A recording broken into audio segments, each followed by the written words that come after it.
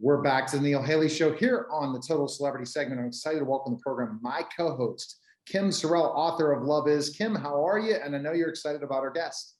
Neil, I am very excited about our guest. I'm doing great. I hope that you are too. But I'm so excited because Eric, you're a very handsome man, first of all, I gotta say. But I know that priorities in your life have got to be Carrie, your beautiful wife. You've got two gorgeous daughters, Ella and Katie, and I'm sure that those are the key things for you. But you've also been on TV and movies and on the stage, and you've done so much and you do so much, and you're famous for some of your roles, Nashville, Without a Trace. I mean, you've done so many great things. And then this new movie, The Mulligan, that you also not just have to be an actor, but you've got to be a great golfer for the movie. So that kind of is a different twist. And then you're starring alongside Pat Boone, which is a legend in his own right. And so, Eric, welcome to the show. Thank you. It's good to be here. Thanks for having me. Appreciate it. And you're too kind. The handsome comment, it's really these filters on Zoom. That's what it is. Yeah, well, so The Mulligan, you've been on Hallmark, one of my favorite channels. I gotta say, I love those movies. Mine too. Yes. But The Mulligan is a whole different ball game, and that is so good and so rich and so meaningful. And I know it's going to change people's lives by watching the movie. How did that come about for you? Well, I was doing another movie in Toccoa, Georgia, a couple years prior to The Mulligan, and I was playing golf there, and this guy I was playing golf with, his dad is a producer, and he said, "Hey, my dad's working on developing this movie that's it's a Christian film, but it's based around golf, and it's a long way off, but would you ever be interested?" And I said, "Absolutely. If it ever comes to pass, let me know." A couple years later, I got a phone call and they said, "Hey, this is real now. Are you still interested?" I read the script and I went, "Absolutely." Ironically, the book that the movie is based upon, called The Mulligan by Wally Armstrong and Ken Blanchard, I actually am friends with Wally Armstrong. I've known him for many, many years. And so when I found out it was his book, I said, okay, this is clearly orchestrated by God that I'm supposed to be a part of this movie. Now, so are you a golfer yourself, Eric? Am I a good golfer? Yeah, but you're just a golfer. There's two different things. I love golf. As a matter of fact, I told a friend of mine yesterday, it's one of the great passions in my life. I started playing the game when I met my wife, because if I didn't, I probably would have been, kicked out of the family. So I love the game. It's had a lot of meaning in my life and helped me develop some wonderful friendships and the fellowship around the game. I'm so grateful for it. And it has a lot of life lessons in it, and that's you see that in this movie. It's golf. A lot of people debate what golf means, GOLF, but I almost feel it's sort of like it's kind of a game called the game of life, because so many things that happen in golf represent things that happen to you in life. Yeah, that's so true. I actually just sold my golf course, so I'm kind of passionate about the game myself. And you've got a great swing, so you obviously are a pretty good golfer. And so yeah, well, I will tell you, Kim, that when you're filming a movie about golf, I have a pretty decent swing, but when you're on the golf course, there's a lot of pressure, and so the errors come, and it's just going to happen because you're trying to hit a ball in a specific spot. When you're on camera and you're trying to remember your dialogue and you're hitting ball, you don't care where the ball goes. You just want to look good. So I remember one day we were out there and I hit a ball and I thought, oh boy, that was a great shot. And everybody's kind of watching, where'd the ball go? And I'm holding my pose like, oh, that was a great shot. And bam, it hits a guy's golf cart and everybody erupts in laughter because I shanked that ball so far left, and it was to look good on camera, but it was not a good shot. That's the funny thing about when you talk about things, is you got to look good versus really perform. When it comes to acting or anything, I'm sure you're in a sport like basketball, you got to shoot it and they got to make it look like you made it, right? You might not even know it, but as long as you look good, in the whole reaction and the whole thing versus really what's happening. Absolutely. And, I'll tell you, I debated when I first decided to take on this role, Paul McAllister, I debated whether I should have a more unorthodox swing, because when you go out and play public golf, you see all kinds of crazy swings.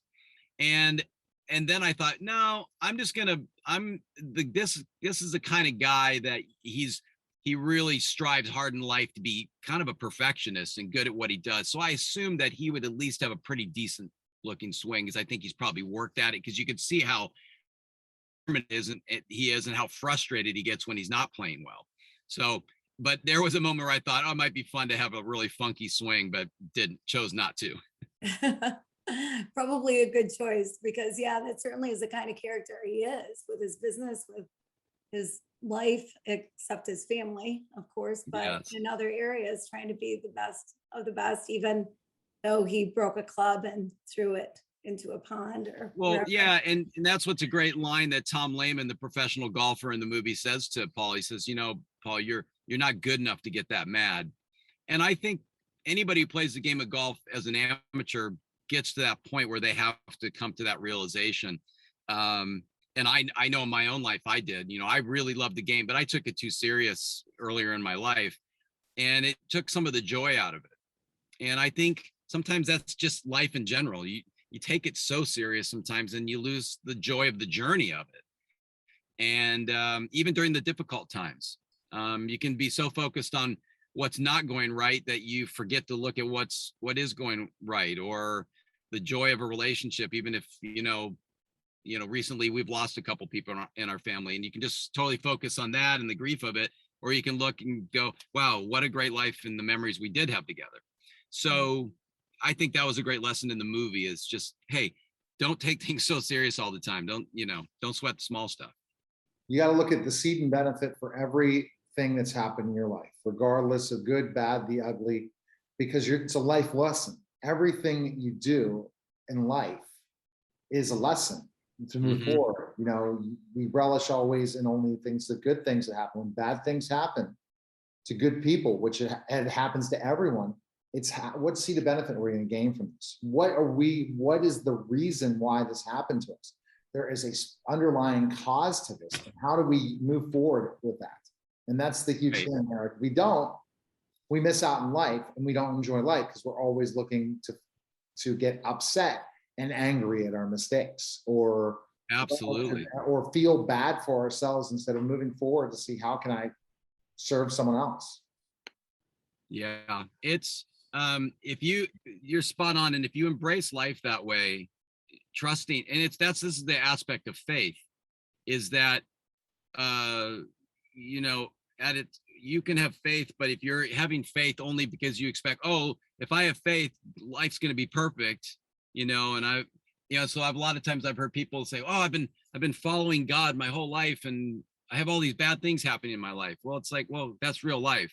And I've been guilty of it, where I felt like, oh, if I'm paying my tithes and I'm going to church every Sunday and I'm being a good boy, nothing bad's going to happen.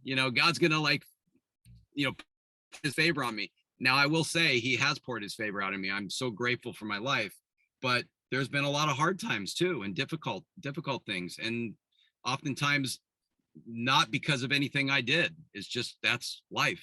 And you can either let it really push you in a dark direction, or it can strengthen your faith. Yeah, well, and it's amazing the things that we go through, how we're then able to help other people through it. We can relate in a whole different way. When I was diagnosed with cancer a few years ago, people would say, oh, Kim, why you? Why you? You do this, you help people here, you do that, why you? And my response was always, well, why not me? Like, why would I be immune? What would make me any different? I love Jesus with my whole heart. That doesn't mean that you're not going to have some trials in your life and go through some hard times. But I'll tell you what, I can talk to people going through cancer, unlike people who have never been through it before. And I'm sure you probably have things that you've gone through in life that are the same. Absolutely. My brother, when he got cancer, he called it his blessed burden. And even though it was hard for him, he, even when it got to the worst, he still would take the time to, like, a guy would come over to clean the carpet, and my brother would be pretty close to the end of his life, and he'd be like, hey, can I pray for you? What's going on? And the guy would go, oh yeah, I've had this thing going on in my life. And suddenly my brother's taking the attention off his cancer and trying to pour into somebody else. And every day wasn't like that. There were tough days where he was shaking his fist at God, and why is it me? But then his faith, his strength and his faith in God got his perspective back on track, and he was able to take that and really live into that term that he gave his cancer, called a blessed burden. And this movie, The Mulligan, really shows faith in so many ways without giving it away, right, Eric? Explain your character a little bit more to people and understand who's around you, and how this is going to be a really great inspirational movie for people. Well, I think a lot of people can relate to Paul's journey in the movie. I find that at his core, Paul's a good guy, and he means well. He wants to be successful. This is kind of the path in life. We're all kind of taught, go to college, do this, work really hard, nose to the grindstone kind of thing. But also we are a product of our upbringing and different things that have happened to us in our life. And Paul, had a pretty rough childhood in the sense that he didn't have a great father figure. And so that kind of fueled him to sort of, in his life, prove to dad that he was better than who his dad was. And that drove him to be uber successful. And he becomes very successful in the world's terms. But unfortunately, the cost of that is that he's losing his family. His marriage is falling apart. He's estranged from his son.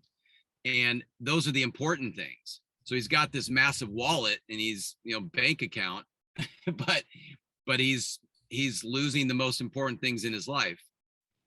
And through the game of golf and meeting this guy, old pro, played by Pat Boone, and he played this role brilliantly.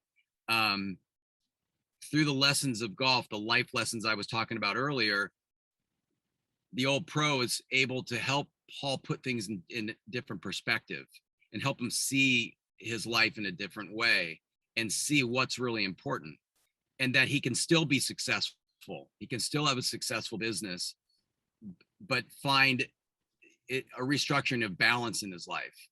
And what I love about the message is that while you're still on earth, you have that second chance. And God gives us more than just one second chance. I mean, we get lots of chances, and they're there.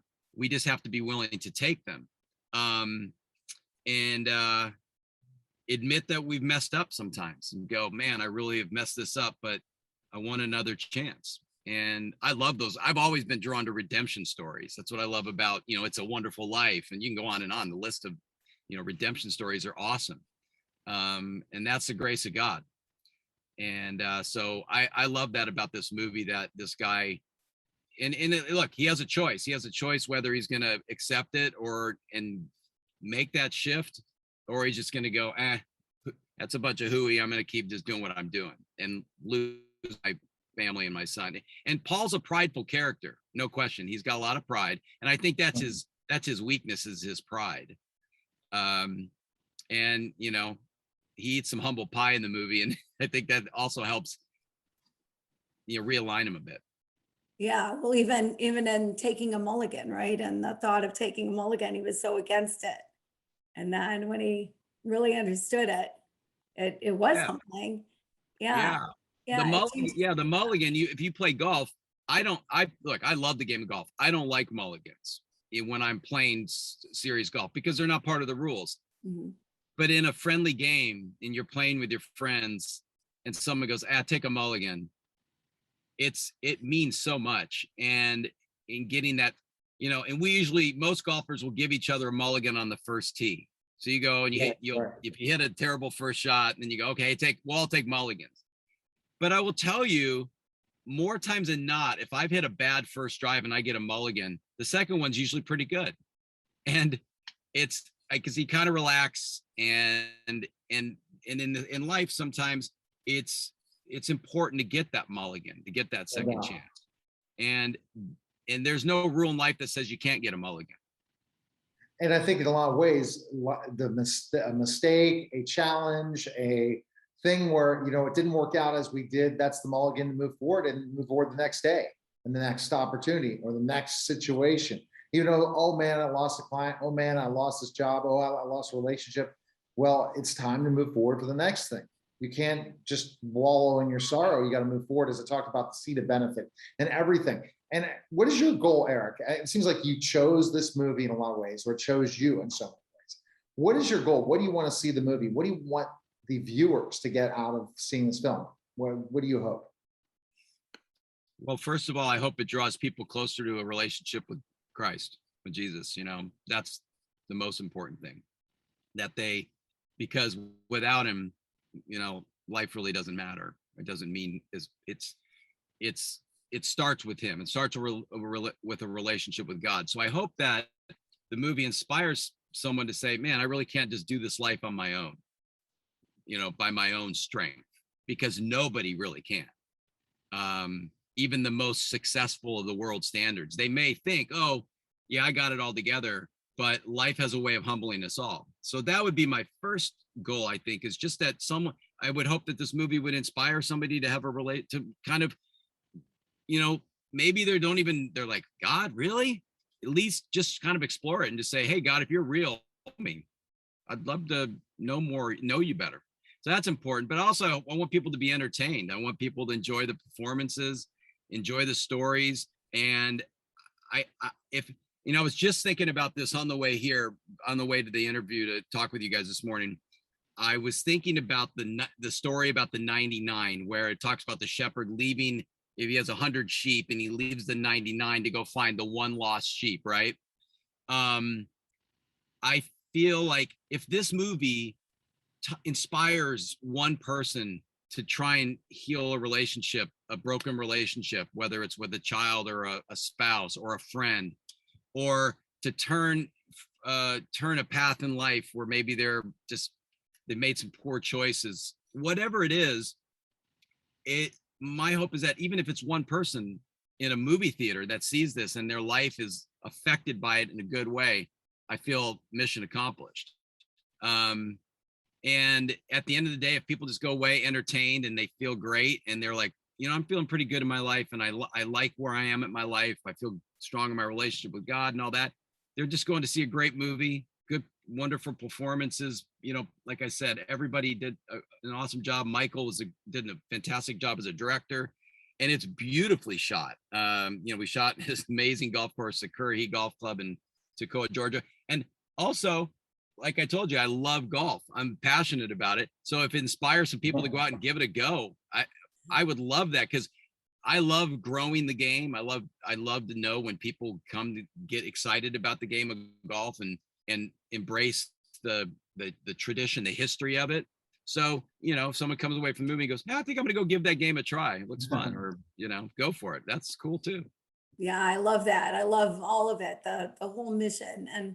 And you know, some of it comes down to people being willing to change, or knowing that they can, knowing that they're allowed to change their opinion on something, or better their life in whatever way, or even take up the game of golf. The movie, I feel like it gives people permission to do that. Like, you don't have to stay where you're at. You can move on. You can strive for something better, something greater, a better life for yourself, for those around you. And that movie, to me, does that. Yeah. I'd say that I think my primary goal with this movie, my hope for this movie, is that it would inspire people to seek if they don't have it already, a personal relationship with God through Christ, that they can have that relationship. And because really, in my opinion, life really isn't full without that relationship with God. And so I think that is number one. And then number two is I just hope that people are entertained, There's great performances in it. The movie's beautifully shot. I hope that there's a chance that if people are struggling in maybe their relationships with their family or friends, or their own personal life, if they don't feel worthy, that it will inspire them to know that there is second chances and more than that in life. They just have to reach out and be willing to accept those second chances. That's the mercy of God. That's the grace of God. And that comes through friends and families, acquaintances, a colleague at work, a stranger sometimes. And I also hope that maybe if people are looking at this movie going, wow, that golf, I've been thinking about playing golf or giving it a whirl. Maybe it would just inspire them to go out and give it a try or get their kids into it. It's a great thing for parents to do, a father do with his daughter or his son and go out and play golf. Or, my wife and I are empty nesters. My wife and I go play golf together. It's a great way to fellowship together. It's a fun sport. It's healthy. You're out there in the fresh air and it's a challenging sport. It's really hard, but it's so rewarding when you start to kind of get the hang of it. And so I would say, I would hope that the movie would inspire people in that way as well. But most importantly, just a relationship with God and also just knowing in their life that it's there are second chances and not to give up. That's very important. Yeah, and I will tell you, there was a woman who had reached out to me. The movie had premiered in the movie theaters in my hometown, and the next day I received a DM message from a lady that lives in a town right near mine, and she said, "I just wanted you to know that my husband's not a golfer, and he didn't really want to see a golf movie, and she said, no, let's go see it, and they went to see it, and she said after the movie, he was so moved by the story that he broke down and started crying, and he revealed to her a bunch of things that he had been holding on to for years, like decades, that he never shared with her about some unresolved grief in his life and guilt in his life. And that moment changed their relationship and took their relationship to a whole nother level. And there was healing. And just so my feeling was, even if that one person that movie had an effect on just that one person, the movie was successful. And so I hope that movie inspires people to reflect on their lives and seek and grow. Wow. And this movie reminds you of, Kim, what you learned in Love Is, going through this challenge of going and trying to figure out what love is for that journey, right, Kim, in writing the book? Yeah. Well, Eric, I mentioned that I had cancer, and 4 months later, my husband was diagnosed with pancreatic cancer and passed away 6 weeks later. Yes. And I, when I was through my medical stuff, found myself on the ground in Haiti within 2 weeks after the earthquake that killed 200,000 people. So I went there and worked like the work that you do in South Africa, which thank you so much for helping kids and helping people there. And, but I questioned love. And so I dedicated a full year to learning the true meaning of love. And what I found out just kind of blew my mind. I used the love chapter as sort of a roadmap. And I learned so much about love. In fact, I'd love to share my book with you. I'd love to send you a copy. Awesome. I think you might enjoy it. Absolutely. And first of all, I'm sorry, to hear about the loss of your husband. I just went through that with both my mother-in-law and my brother, and within a year of each other. Just so, my brother died in December, and so yeah, I know that journey, and I know how challenging it is, but also, praise God that I'm sitting here talking to you, and you got that opportunity to be in Haiti, and I know some other folks that were down there right after that, and how devastating that was. But know that, people like yourself were there on the ground helping. And then now you're sharing it through your book, your experience, and encouraging other people, I think is just fantastic. Well, thank you. Thank you so much. Thank you for everything you do. And it's pretty amazing. I'm just, like I said earlier in the interview, I feel incredibly blessed in my life to have the career that I've had. When I first started, I didn't know what was going to transpire. I thought, okay, I'll give it a go, and I'm gonna try my hardest. And I really did feel God was calling me into this industry. I mean, I prayed about it and said, okay, if this is what you want me to do, Lord, just make it clear to me. And he made it very clear that this is what I was supposed to do. And I think I had mentioned to you, it opened doors for me, not only as a professional actor, but also because I've been so fortunate to do this.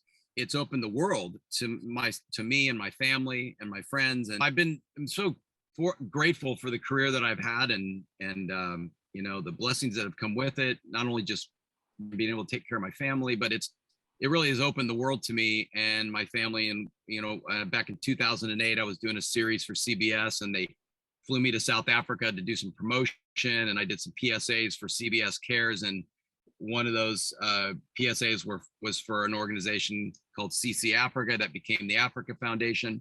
And my wife and I got involved. And over the last, I don't know, what is it, since 2008, it's been quite a while, we've been involved in helping raise money to build schools and orphans and vulnerable children centers in certain communities in South Africa.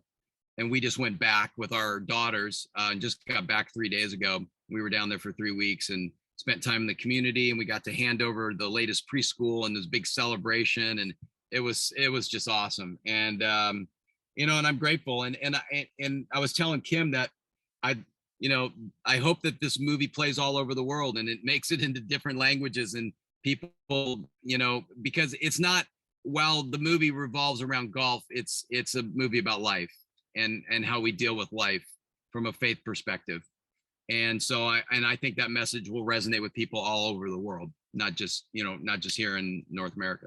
When I spoke to Tanya, that was when the movie first came out in the theaters. Now, this is the big announcement, Eric. It's available now everywhere else, right? Yeah, it's available across streaming platforms. It's out on DVD. And so, I love it because a lot of people that didn't get a chance to see it when it was in its theatrical release, because it was a limited release. Now people are, I'm getting emails and texts, people and, Facebook messages. Hey, we saw your movie. We loved it. And I got to watch it with my kids or with my, my parents or whoever. And that's the other thing I love about this movie. It has some pretty intense subject matter as far as, some tragedy in life that had happened to a couple of the characters, but it's a movie you can watch with your whole family. You're not covering your kids' eyes when you watch this movie. It's just a beautiful story that everybody can relate with. Yeah, that's amazing. It is a great story, and it's a great message, and one that should be out there, and one that I'm sure will touch a lot of hearts. Yeah. Right. That's my hope. Eric, to find information on you, the organization that you're helping bring awareness, anything you want to give people to check out, and where they can check out the movie. It's available on all the different streaming platforms right now. Yeah, so I would say if you want to see the movie, I would Google it and just type in how can I see what platforms, and you can see it on Prime and all those other streaming sites. You can go to, I believe you can go to Walmart and get the the DVD. It's on sale there now. As far as different organizations, I would, if anybody has any interest in Africa Foundation, it's africafoundation.org or africafoundationusa.org. You'll be able to find that as well, and just kind of see what the organization, the work that they're doing in the community. What's nice about it, and I won't go on too far because we're really here to talk about the movie, but the organization works with the communities and helps meet the needs that the community is trying, the needs they have, not going in and saying, oh, we're going to do this. They go into the community and they say, what do you need? And they go, well, because a lot of times people think, oh, we just build wells, so we're going to go build a well. But the community might say, we already have a well. What we really need is a clinic where people can come and get, their medicine or whatever they need, or food. So that's what they work. They work in relation with the community and really seek what they need, instead of forcing an agenda. Yeah, I love that. It makes such a difference, right? When you work alongside people instead of in front of them, and you just work alongside, and they understand the culture, they understand the real needs, they understand the language, they understand what's going on way better than we do, who just happen to be stopping by. So that's the way to do it. Absolutely, absolutely. Yeah, it's working. I like what you said, working alongside instead of in front. Yeah. All right, well, fantastic, Eric. We appreciate it. Kim Sorrell, you can go to Kim again? Loveis.info. .info. I'll remember that. If you want to know what real love is .info. Or Kim And- Sorrell, the only Googling Kim Sorrell, there's only one Kim Sorrell with 2 R's and 2 L's. So it's really simple. And people check it out. And I'm sure you're being Googleable more and more, Kim, every day with meeting amazing people like Eric. Eric, you're doing such great work, mission and everything. Everyone needs to check out the Mulligan and the story, definitely, and such great characters. And get out and golf, enjoy life. Remember, there is more to life than work, as you'll learn in this movie. So I appreciate it, Eric. Appreciate it, Kim. Thanks again, guys. Thank you. God bless you guys. Good talking with you. Take care. You're listening and watching The Neil Haley Show, and we'll be back in just a moment.